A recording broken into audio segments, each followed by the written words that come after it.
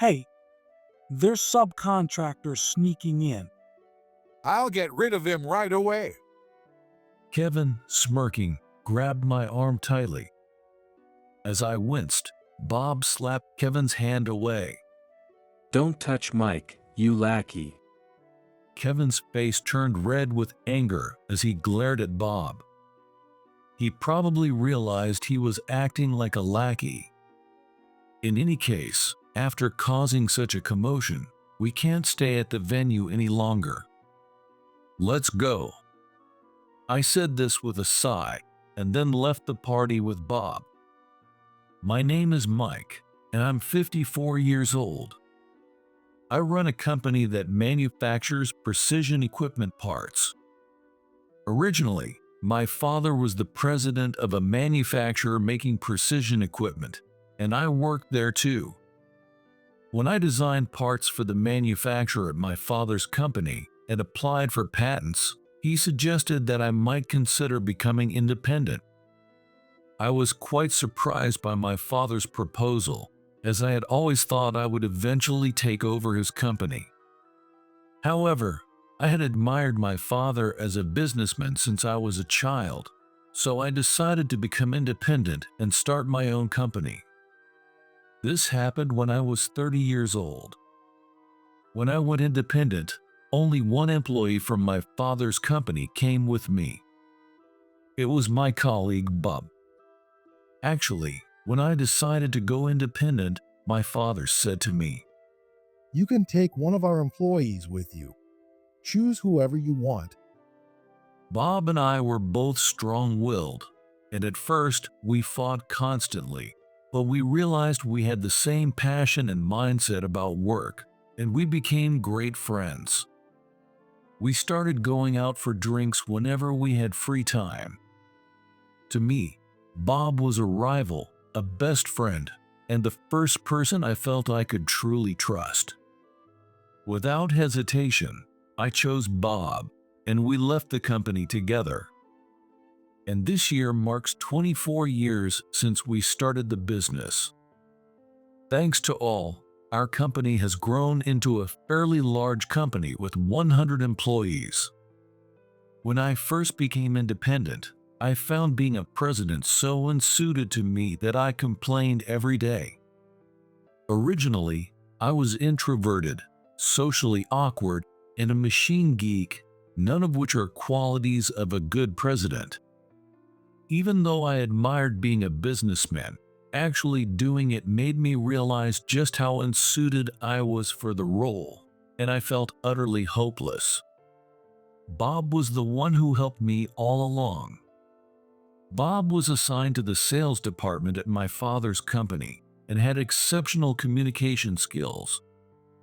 He attended a prestigious university, so he was quick-witted and handled administrative work effortlessly. Don't worry about the things you can't do. I'll take care of them. Nobody becomes a perfect president from the start. Bob used to say that, but having someone who wasn't even the president handling the president's duties perfectly right in front of me created a complex feeling. However, true to his word, Bob supported me perfectly. Since our independence, I've been the president, and Bob has been the vice president, but I think Bob was a vice president in his past life too. He was that good as a vice president. Hey, Mike, the president of Johnson Equipment, Alex, is coming later. Do you want me to handle it? Bob asked me while I was working. Johnson Equipment is a company we recently started doing business with. They make circuit boards used in factory machinery and are a relatively new company that has been growing recently. No, I can handle it. It's my first time meeting Alex, and I should greet him. The sales team handles our transactions with Johnson Equipment, so Alex has never been here. Johnson Equipment uses a lot of our parts, so we'll likely have a long relationship. I'd like to get to know Alex better. As I was thinking about this, an intercom call summoned me to the reception room.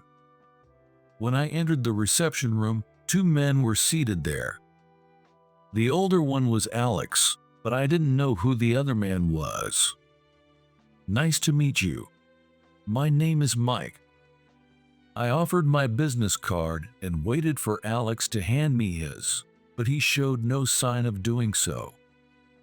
I awkwardly withdrew my hand, not knowing what to do with it. Alex took time out of his busy schedule to come here. It wasn't Alex who spoke, but the man next to him. His business card identified him as Kevin, the manager. Your sales representative suggested that it would be better for us to visit you, so Alex made time to come. You should be more grateful. I didn't really understand Kevin's point. I hadn't requested to meet Alex, and I was at a loss for how to express this gratitude. I had also made time, and Alex had only announced he was coming an hour ago. Originally, I should have been in a meeting, but I adjusted my schedule to accommodate Alex. Kevin, it's fine. Talking seriously with a subcontractor is a waste of time anyway. When Alex finally spoke, it was to blatantly insult my company. I was baffled that he came all the way here just to say such things. Sure, our company makes parts that Johnson Equipment uses to manufacture their products, so we are a subcontractor. But these days, hardly anyone talks in terms of subcontractors and contractors. I almost felt amazed to encounter people with such outdated mindsets. I was passing by and had a bit of free time, so I thought I'd drop in. The fact that you, the president, Mike, can accommodate such a sudden visit means you must have a lot of free time on your hands. I'll keep quiet about having to rearrange my schedule for this. I don't want the hassle of arguing back. Usually, you'd need to schedule an appointment with Alex a month in advance, but your company seems pretty laid back. I'd love to live like that just once. Kevin's blatant brown-nosing is palpable, and it makes me feel uneasy. People like him are usually quite disliked by their subordinates. Thank you for stopping by despite your busy schedule. Since you're taking time out, feel free to leave whenever you want. You must be bored. I'll keep you company. Wow, Alex, you're really kind. Their exchange is so ridiculous that I can hardly keep a straight face. I was supposed to be in a meeting right now, but I made an excuse to step out. Bob is probably running the meeting in my place. However, the important decisions can't be made without me, so everyone is likely waiting for me to return. By the way, we're having a party next week. Why don't you join us, Mike? What? Are you inviting him to that ultra-luxurious hotel party? Kevin's excessive enthusiasm is grating on my nerves. I don't need to hear the details to know that attending this will be a hassle. It's a party where big-name companies will be attending, so you should make some connections. Subcontractors are finished if they're dropped, so you need to increase your clients. Yeah. I really don't want to go, but since I've been invited directly, I can't refuse. Especially if other clients will be there. Can I bring one more employee with me? What? Well, I guess that's fine. You're pretty bold to ask that. I'm kind enough to agree, but other main contractors would drop you in a heartbeat. I can say for sure that the other main contractors we deal with would never cancel a contract over something like this. I don't care if they call me bold. I'm not going to that pointless party alone. I feel bad for Bob, but if he comes with me, I might actually enjoy it a bit. Kevin will email you the party details. It's a very lavish venue, so make sure you dress appropriately. Don't show up in a cheap suit. Alex said, smirking as he looked at my suit.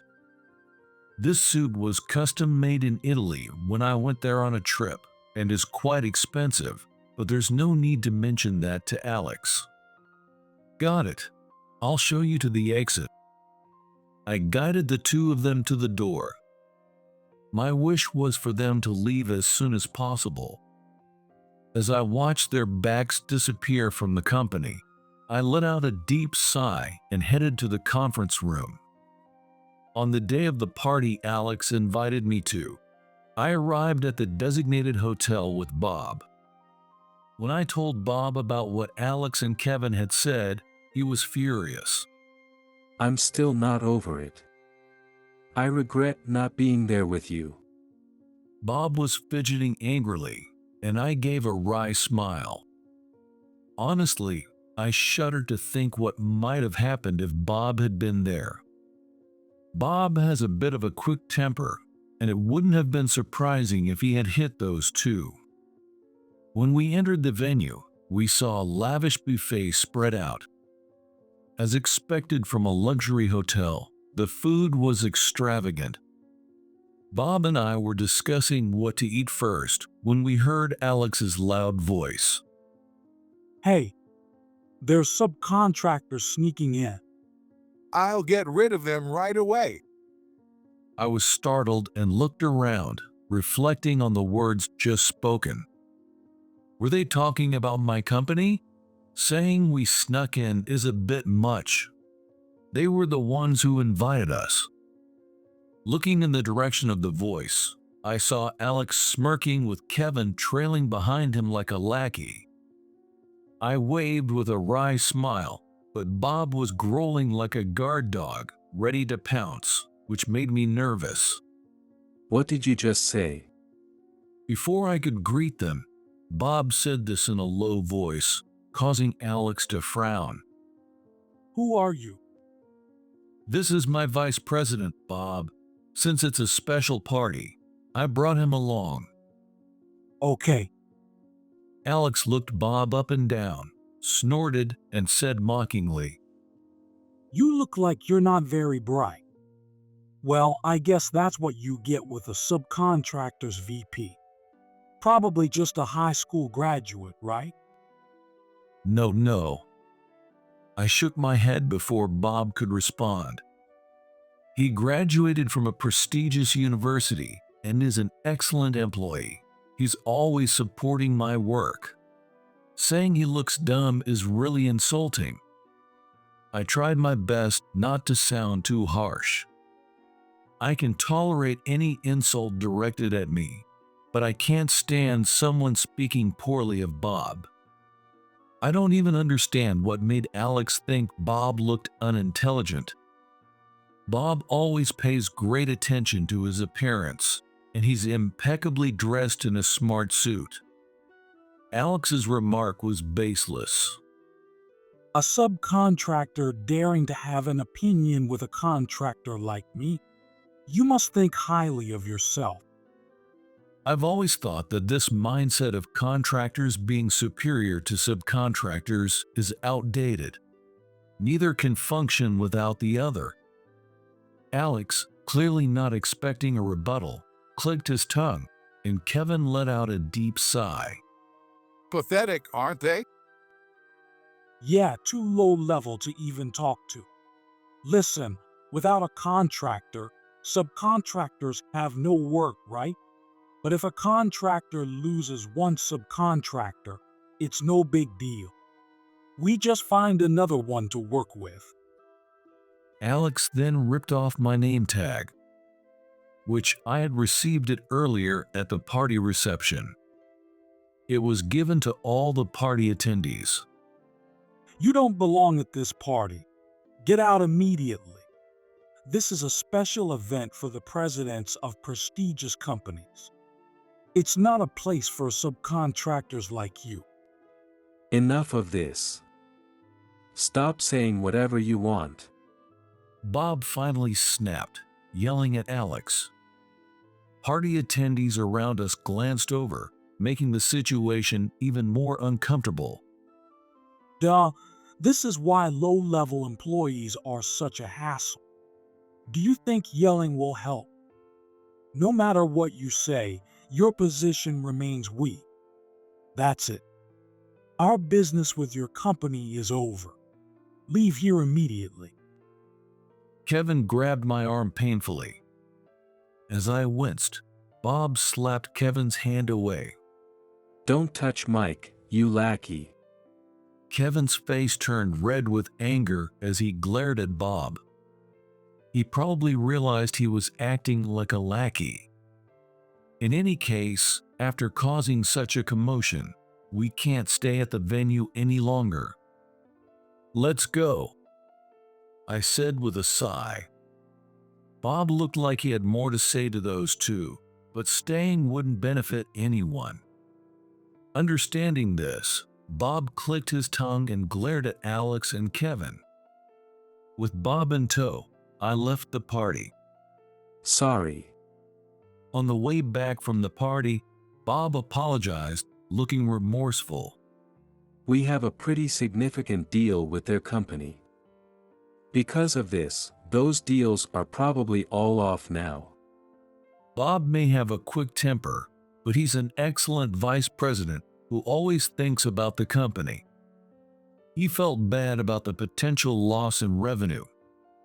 If you hadn't spoken up, I would have. I was on the verge of losing it too.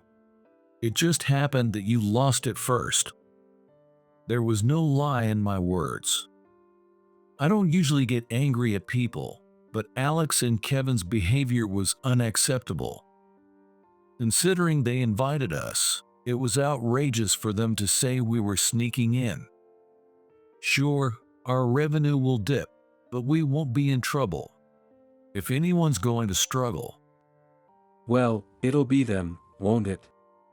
Bob said, looking exasperated. Exactly. The ones who will suffer without our business are definitely Alex and his company. The fact that those two don't realize this is their problem, but it's not our responsibility to deal with it. Let's grab a drink somewhere and then head home. In any case, today was really exhausting. Bob and I headed to our usual bar. A month after the party, just as Bob and I were starting to forget about the incident, something happened. Mike, there's a call from Alex at Johnson Equipment. Bob and I exchanged glances at these words from my assistant. I had almost forgotten about Johnson Equipment, and the unpleasant memories rushed back. Should I take it? Bob offered, frowning, but I shook my head and sighed as I picked up the phone. Hello, this is Mike. Oh, hi. Is this Mike? Alex's voice on the phone was unnaturally sweet, making me feel nauseous. We recently placed an additional order for parts, but it seems they haven't arrived yet. Without the parts, we can't produce our products, and the entire factory has come to a halt. I wanted to check if our additional order had been received. The person I'm talking to now sounds completely different from the Alex I met the other day. Of course, I have a pretty good idea why. You said you were canceling our business relationship, right? We did receive your additional order, but I thought it was a mistake and canceled it. Well, I was a bit drunk. Our company can't make products without your parts. Could you please deliver the parts? Honestly, I was surprised to have a decent conversation with Alex. You didn't seem drunk at all, and you can't have forgotten what you said that day, right? You insulted my company and Bob and kicked us out of the party. And now you want us to deliver parts? That's absurd. Yes, I know. But my employees say we can't make products without your parts. They even went on strike, refusing to come to work until the additional order is delivered. I couldn't help but laugh at Alex's words. Having your employees go on strike isn't something you experience often. I had always wondered why Alex's company was doing so well. Honestly, I never thought Alex had any business sense, and Kevin was just a lackey. But now I understand that it's probably because the employees are highly skilled. At the party, you said that if a subcontractor loses a contract with a contractor, they can't work, but the reverse isn't a problem. You can just deal with another company. Well, I think I said something like that. Alex's mumbling response irritates me. He should take responsibility for his own words. In that case, it shouldn't be a problem if we stop doing business with you, right? You can just order parts from another company. Well, but I don't know. From this response, it's clear Alex doesn't fully understand the situation. His employees likely just told him to persuade us to deliver more parts after they went on strike. Honestly, there's no point in continuing this conversation. No matter what you say, we have no intention of delivering parts to your company. Please go ahead and do business with other companies. I abruptly end the call. What did he say? Tell me everything. Bob, who had been watching, asked with a grin. Remembering Alex's earlier words made me laugh again, and I started recounting the conversation. A week has passed since Alex's call. Since that day, we've received multiple additional orders for parts, but I instructed my staff to ignore them all. My staff, who all knew about what happened at the party, seemed quite angry. One day, as I was working and thinking about how lucky I was to have such great employees, something unexpected happened. Alex is outside, screaming and vandalizing our company wall. A panicked staff member came running up to me to report the situation. I was momentarily stunned, unable to comprehend what he meant. However, Bob quickly grasped the situation, stood up, and ran outside. I followed close behind, hurrying out of the building. When I stepped outside, I was speechless at the scene before me. There were Alex and Kevin, painting large words on our company wall with red paint. They were holding paint cans and large brushes, writing things like scam, worst company, and give our money back, all blatant lies.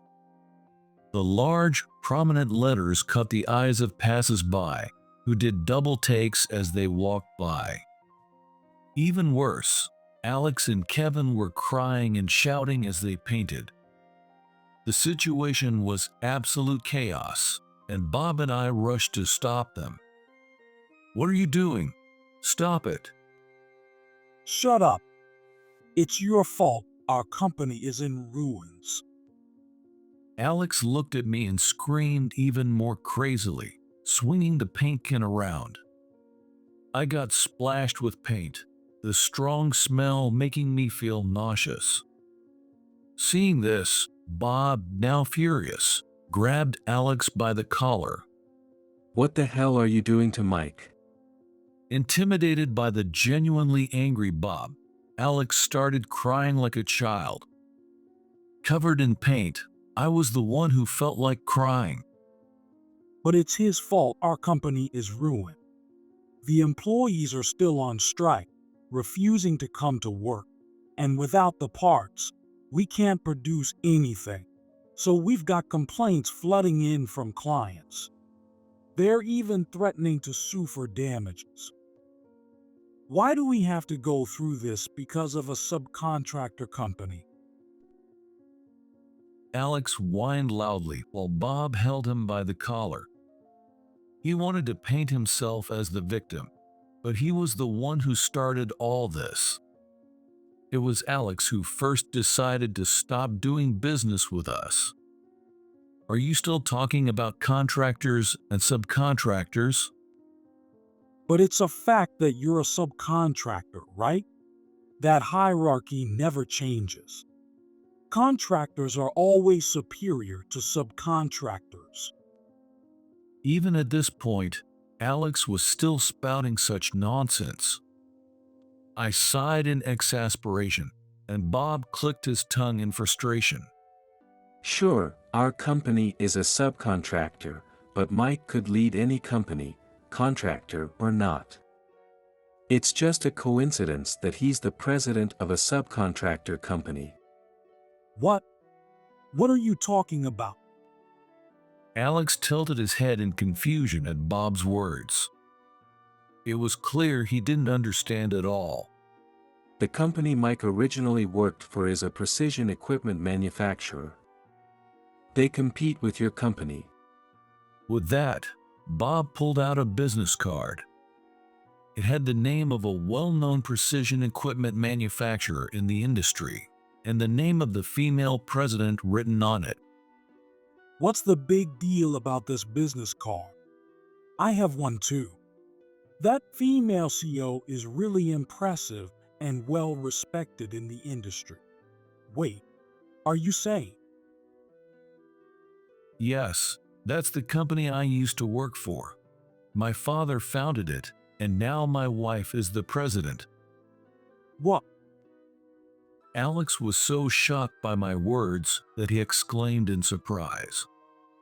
Kevin, standing next to him, was speechless. That CEO is your wife? And your father founded the company?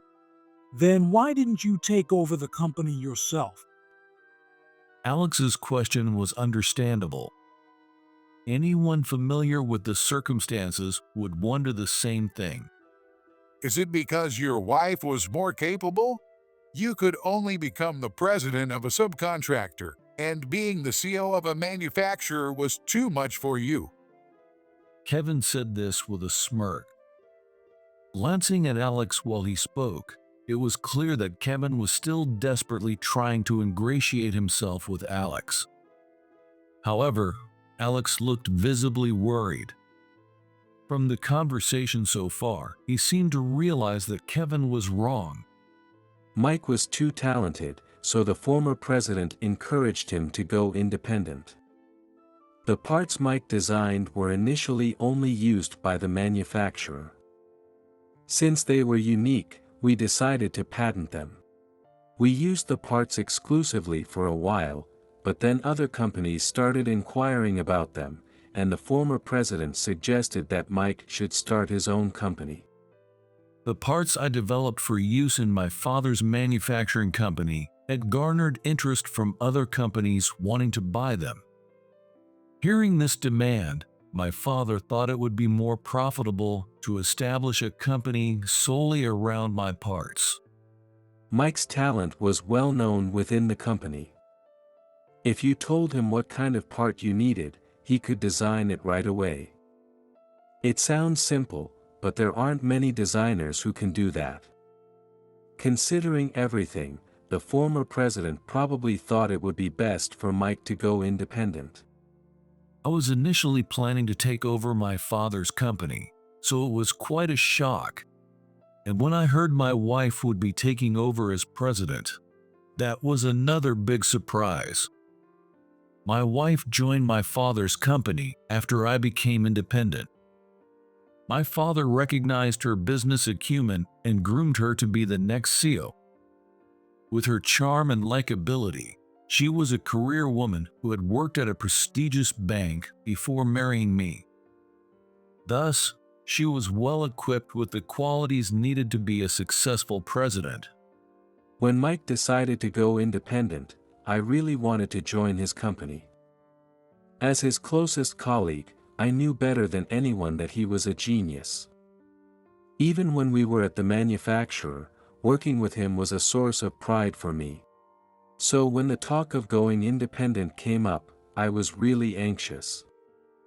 I didn't want to be left behind. This was the first time I had heard this from Bob. I had never heard before that Bob felt this way about me. So, I asked the former president to let me go independent with Mike. But I was the ace in sales, and the former president wasn't happy about me leaving. Still, I was determined and went to his office every day. I owed a lot to the company, but more than anything, I wanted to keep working with Mike. Bob smiled sheepishly, but his eyes were sincere. There was no doubt in his words. The former president finally gave in and proposed, let Mike choose one employee to take with him. If he chooses you, then you can leave.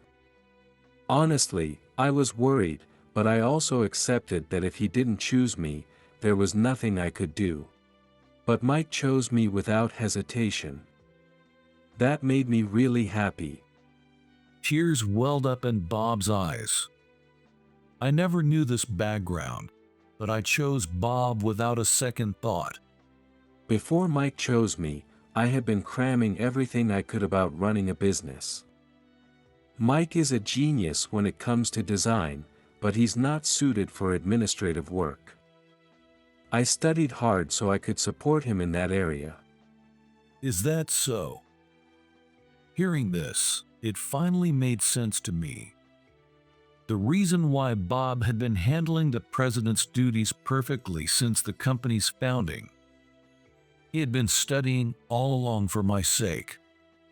Do you understand now that it doesn't matter if we're a contractor or subcontractor? Many companies can't produce their products without our parts. That's exactly right. In fact, I believe subcontractors are often irreplaceable compared to contractors. The parts we make are mostly patented. No other company can make them. If our company went under, quite a few contracting companies would probably go bankrupt too.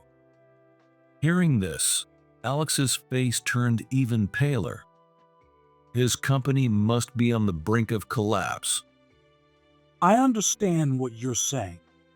What can I do to get you to deliver parts again? Even as we speak, our inability to produce is causing our losses to skyrocket. There's nothing you can do. We absolutely won't deliver parts to your company. What? Alex looked at me with a face full of despair. Bob looked equally exasperated. Writing such terrible things on our company's wall is a serious case of defamation. Frankly, we won't be troubled at all if we don't deliver parts to your company. Not delivering to a company we dislike is a subcontractor's privilege. When I emphasized our status as a subcontractor, Alex looked around uncomfortably. I've also informed my wife about this incident in detail, so you'll likely be ostracized from this industry soon. As you know, my wife's company is one of the largest in the industry. Networking is very important in this field, and word of what Johnson Equipment has done will spread quickly. How many companies do you think will want to do business with you after that? Please wait. I beg you. Alex crawled at my feet, crying. It was a pitiful sight. As for the graffiti on our wall, we'll definitely be suing you for that. What? Alex looked at me with a face pleading for mercy, but I couldn't understand how he thought there would be no consequences for his actions. The graffiti has already caused some damage to our company's image. Additionally, it will cost money to remove the graffiti. It's only natural to charge Alex for all of that. Just then, I heard the sirens of a police car. They're here. Hearing my words, Alex and Kevin turned pale. No way. Yes, exactly. Did you think you could get away with something like this? We've reached our limit.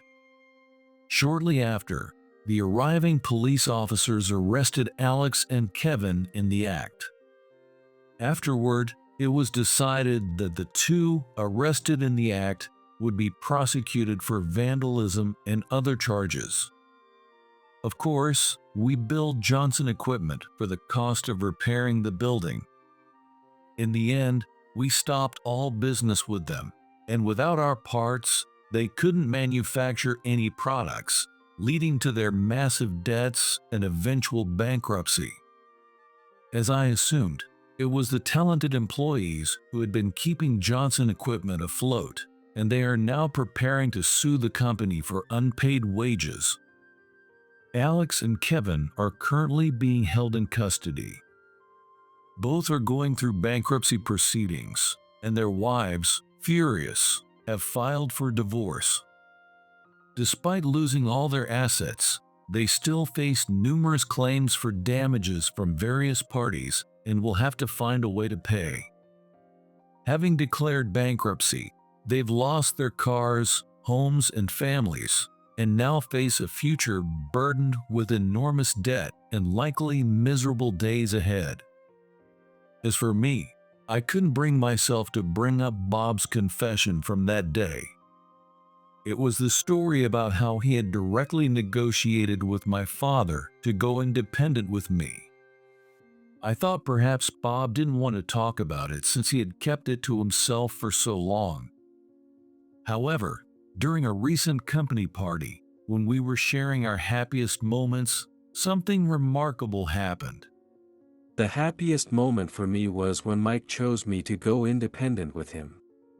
While other employees shared stories about their weddings or the births of their children, Bob answered without hesitation. I was too stunned to speak, but the other employees responded, "You always say that," indicating they were used to hearing it. That was definitely the happiest moment of my life. It made me want to dedicate my life to working for Mike. Bob, unashamed and clearly quite drunk, spoke earnestly. This was undoubtedly Bob's true feelings.